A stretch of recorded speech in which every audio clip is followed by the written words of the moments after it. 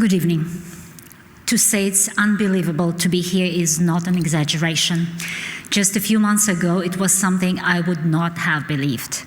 In fact, it was exactly 1 year ago today, November 21st, 2023, when I made a little lighthouse out of snow in a Russian prison courtyard. That day, I remember collecting every snowflake in the 6 by 9 foot area and shaping them into a little lighthouse with my thin gloves. For the light, I found a yellow candy wrapper in my pocket and placed it on top. I tried not to look up as the snow was falling because I couldn't bear seeing the many layers of barbed wire between me and the sky. Those were the darkest days of my life. Deep in my heart and mind, I knew I was free, I knew I was innocent, I was wrongfully detained for being an American journalist and doing my job well.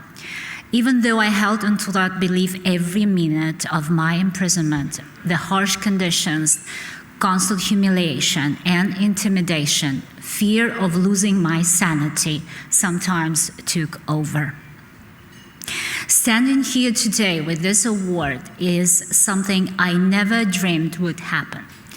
The only award I've ever dreamed of was the satisfaction of serving my audience, to bring accurate and uncensored news to my ethnic minority, the Tatars, in our native language. This award is an acknowledgement of the important job we do at Radio Free Europe, Radio Liberty. For nearly 75 years, we've been a lifeline for hundreds of millions of people who can't get independent news because of government censorship. And our mission is more important than ever. I want to share the honor of this award tonight with my RFERL colleagues who are spending this night behind bars for the so-called crime of journalism. Vladislav Yesipenko has been held in Russian-controlled Crimea for more than 3 years. Andrei Kuznechik and Ihar Losik have been imprisoned in Belarus for more than 3 years. Farid Mehralizadeh was arrested 6 months ago in Azerbaijan. It's his birthday tomorrow. Happy birthday, Farid. You are not alone. I'm also concerned about my former colleague Reza Valizadeh's detention in Iran. My colleagues are not just statistics. Like me, they are real human beings with families who miss and love them. There are dozens of other journalists in Russian prisons. They should be released at once.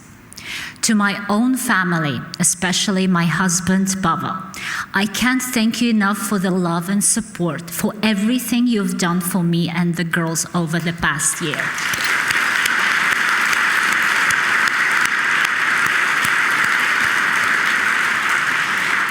To my RFERL colleagues, thank you for your tireless advocacy to let the world know about my case.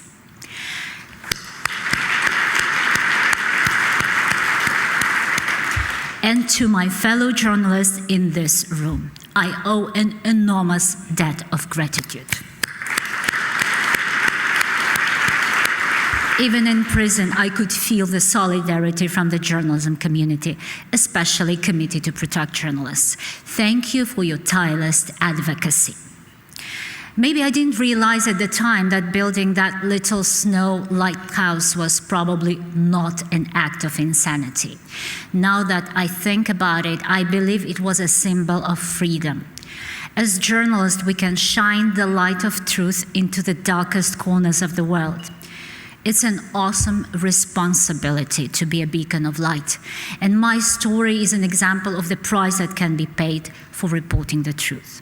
But I personally won't stop doing my job, and I trust nobody here tonight will either, because journalism is not a crime. Thank you.